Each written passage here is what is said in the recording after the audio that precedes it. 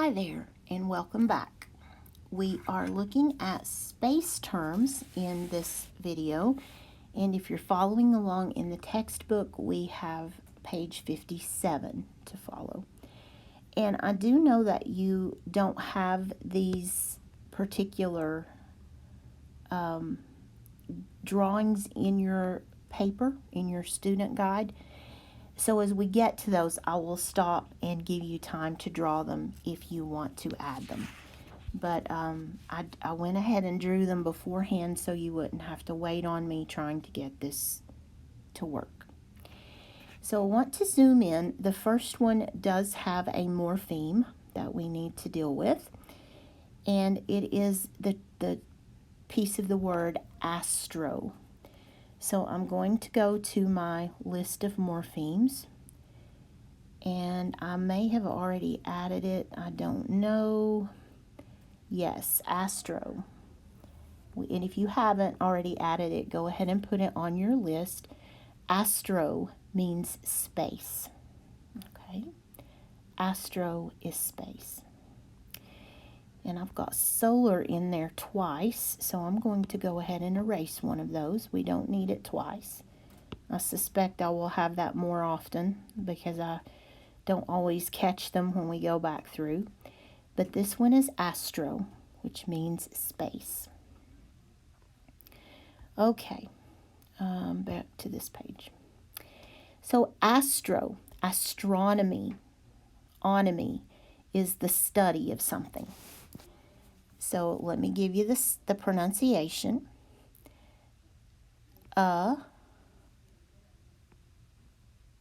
Stron,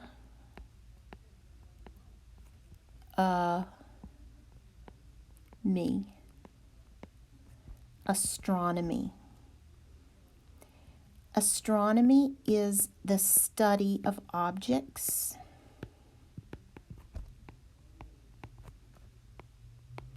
and formations in the universe.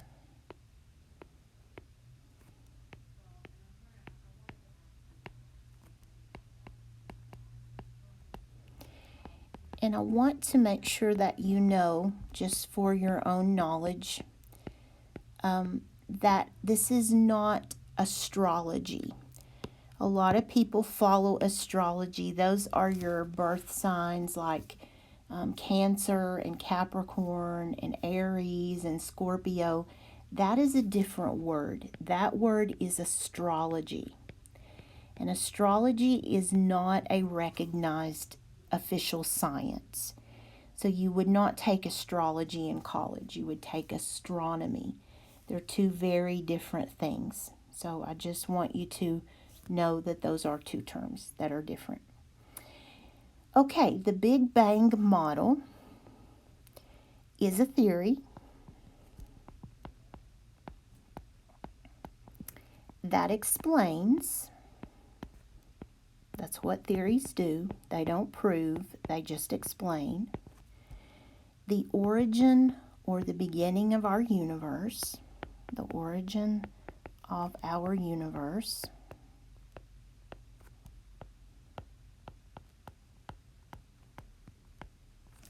$12 to 14 billion years ago. So the Big Bang Theory is a theory of creation, that the universe was created through an explosion 12 to 14 billion years ago. Okay. A black dwarf. Let me give you the pronunciation of dwarf. It's dwarf. A black dwarf is the stage after white dwarf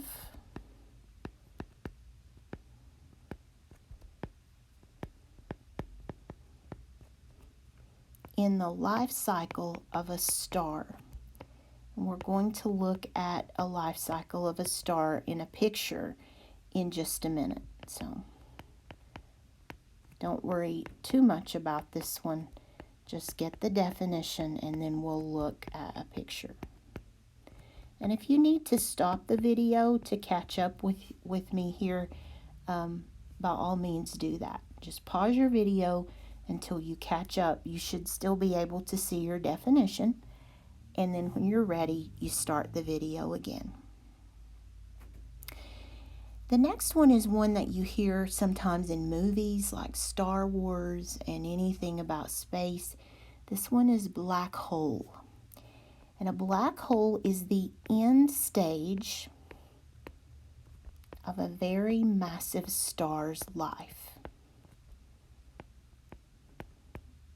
So you have a very, very large star that dies, and stars die. I don't know if you knew that. We're going to look at that in just a minute, how that works.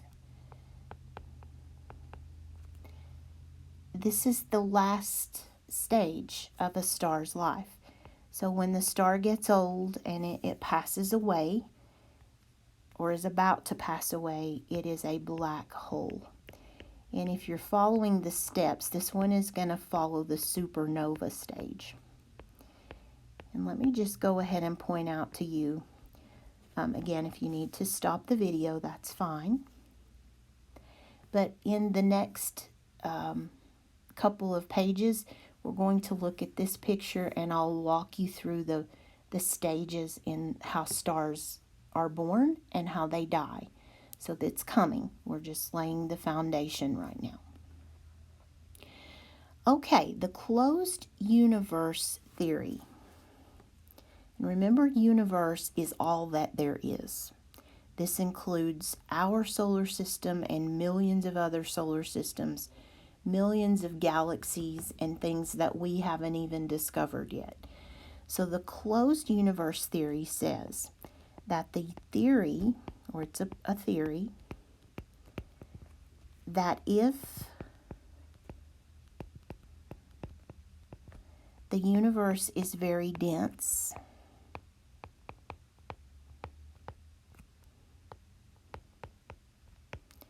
it's closed like a sphere.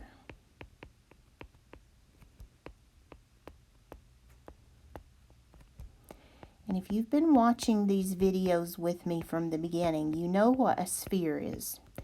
Because when we talked about the atmosphere, we talked about a sphere is a ball. And I've given you a picture here of a sphere. That's what a sphere looks like. I took that from a geometry book. So the closed universe theory says the universe looks like this yellow ball, that it's closed up in a ball shape. An elliptical galaxy. Let me sound this one out for you.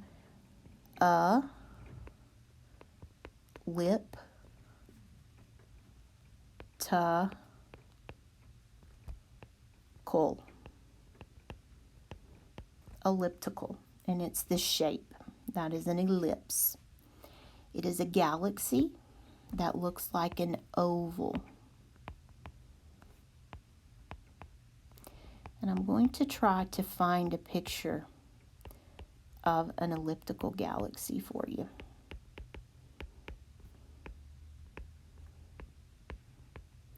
And I showed you this trick before. If you pull up your internet browser and you just type in elliptical galaxy, your term that's on your notebook, and then image, and press go, you will get to see pictures of an elliptical galaxy. Here's a beautiful one. You see how that elliptical oval shape is there. Here's another one. It has that oval, lovely oval shape. Those are elliptical galaxies. They're not circular. They're long. There's a good one. They're long and round. Elliptical. That's a math term. Okay, let's take a look at the flat universe theory. Remember, we saw the closed universe theory that said everything is in the shape of a ball. The flat universe theory says that's not true. This is the theory that the universe, all that there is flat and infinite. And you might be thinking, what does infinite mean? And I'll tell you. Infinite means endless. So it means this theory says that our universe has no end.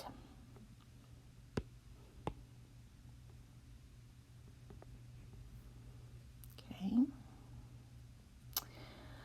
All right, the next term is globular cluster. And globular is pronounced globular.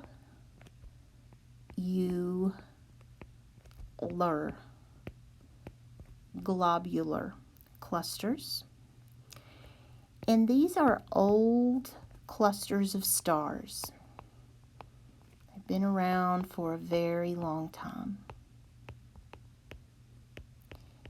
And they're found in a spiral galaxy. And I tried to draw you a picture of a spiral galaxy. It's not a very good one. I'll show you a picture in just a second. But this is, actually, let me go ahead and show you the picture of a spiral galaxy. We saw elliptical, spiral galaxy image. And you can tell, here's a beautiful, I'm not sure if this is the Milky Way or not, but you can see that spiral. You see those arms around that center. This is a spiral galaxy, and we'll define that one in just a minute. But it has those arms that hang out there. It sort of looks like a hurricane with bands of winds. Spiral, there's a pretty one, the spiral galaxy. So a globular cluster is found in one of these arms. So if you imagine the spiral, and then a globular cluster is going to be out there in one of those arms of the galaxy. Gravity, this is an important one. Gravity is the force that causes all matter, all stuff, to be attracted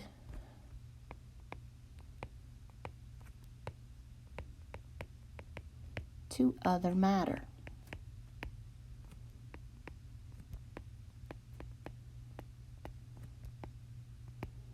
And a good example of this is our Earth and Moon.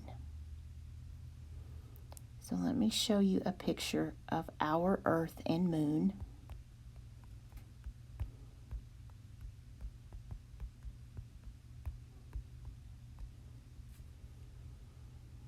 If you've ever looked at this and thought about it, what keeps the moon from just floating away? Why doesn't it just float off into space? Well, it's the pull of gravity between the Earth and the moon.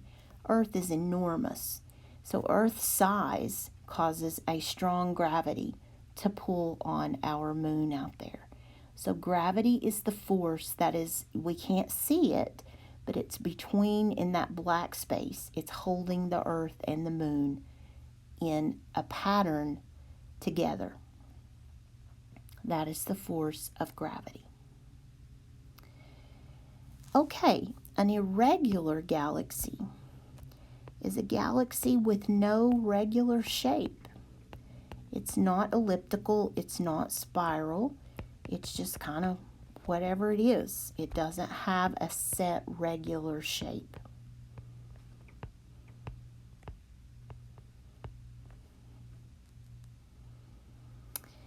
A main sequence star, and that really should have a hyphen. I left it out there.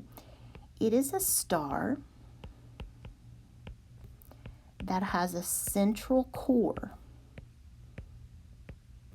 And you've seen that word core when we talked about the Earth.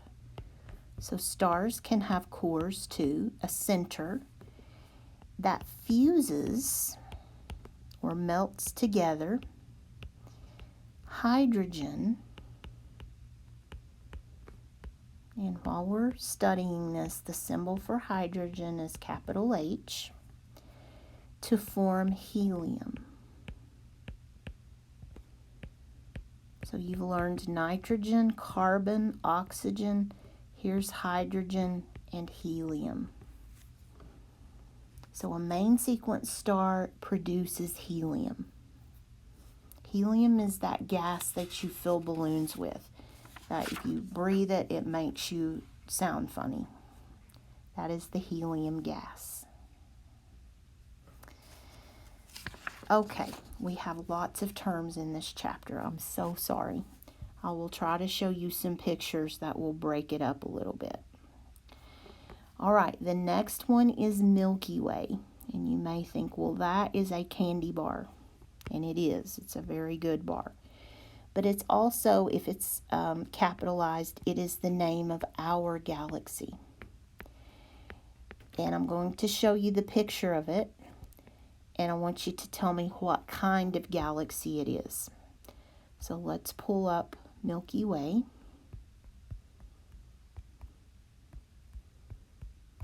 Image. And let me find a good picture of her. That's a pretty good picture. Let's see if we can find one that really shows us what kind of galaxy she is. Maybe that one was the best. Here we go. This is the one I'm looking at. Is that a spiral, an elliptical, or an irregular galaxy? That is a beautiful, beautiful spiral. You see the arms are named in this one. So the Milky Way is a spiral galaxy. And somewhere in that picture, we are on planet Earth, which is pretty amazing.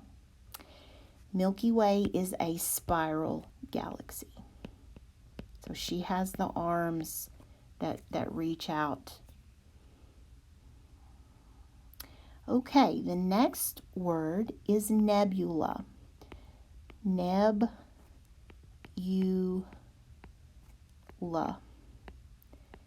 Nebula. A nebula is a dense cloud, and dense just means thick.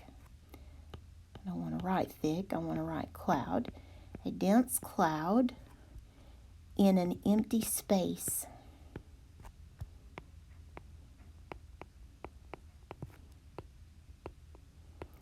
And I want you to know that the plural of this word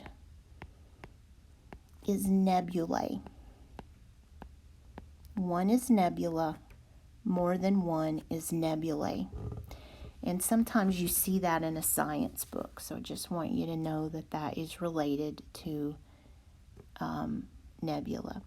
Let me see if I can find a picture of this one, just to show you what it looks like.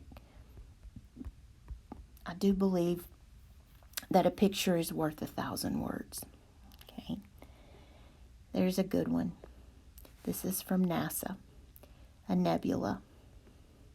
It almost looks like an eye. There's another one. There's another one. So they have different pictures given the situation. This is a good one. Look at this is more than one because it says nebulae. Look at that cloud. That's a dense cloud from the Hubble telescope. The Hubble telescope brings us some beautiful, beautiful photos. Okay, a neutron star. We're back to the life cycle of a star. This is the stage in a star's life after supernova. And we're going to look at a picture of that here in just a minute so you can tell what these look like and what this means. Okay, the open universe theory says, it's the theory, that the universe is open and flat.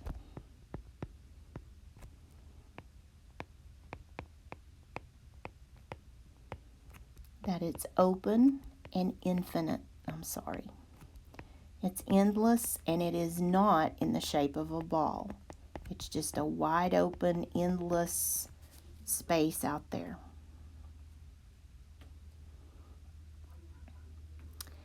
A planetary nebula.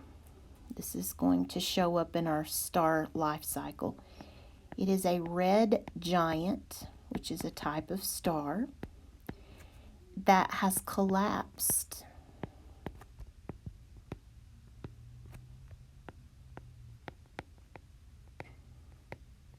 and becomes a hot core of carbon.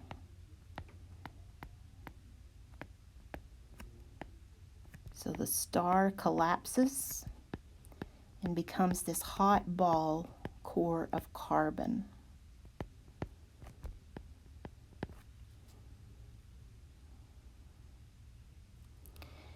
A red giant is a star that has used up its hydrogen.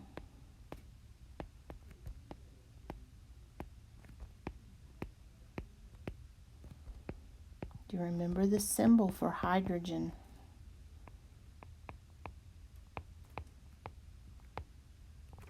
Capital H.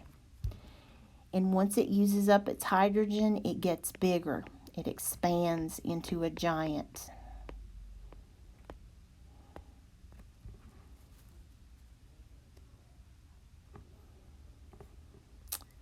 Okay, a red supergiant is a star more massive than the sun, than our sun.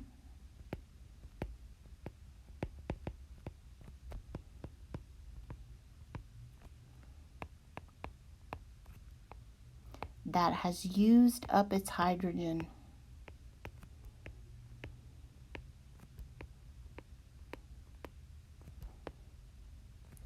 And do you remember the symbol for hydrogen?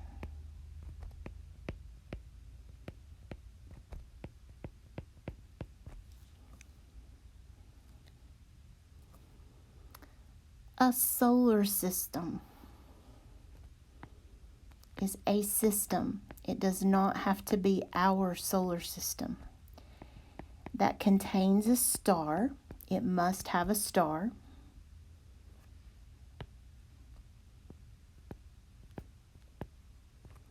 Planets and other objects.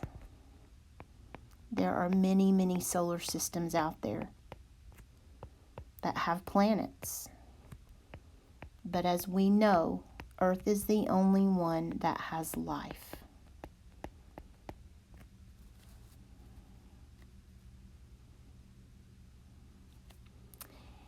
A spiral galaxy is a galaxy like our Milky Way that has a center of old stars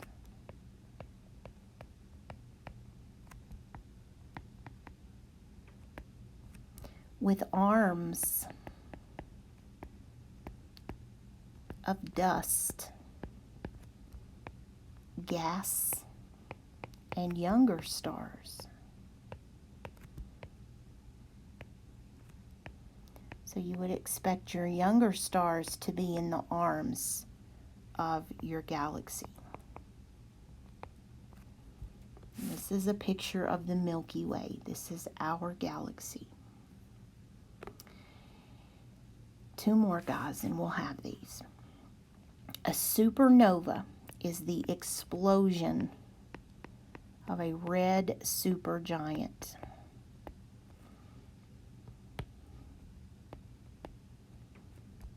And I'm going to see if I can find you a picture of this one.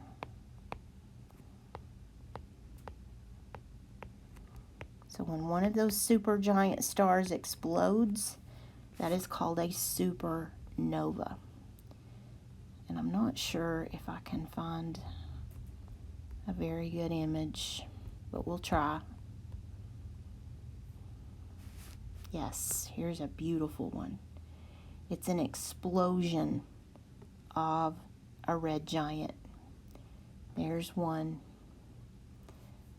These are very pretty. There's a good one. So an explosion of a supergiant. And this one you can kind of see the star in there. Maybe the explosion is just starting to happen.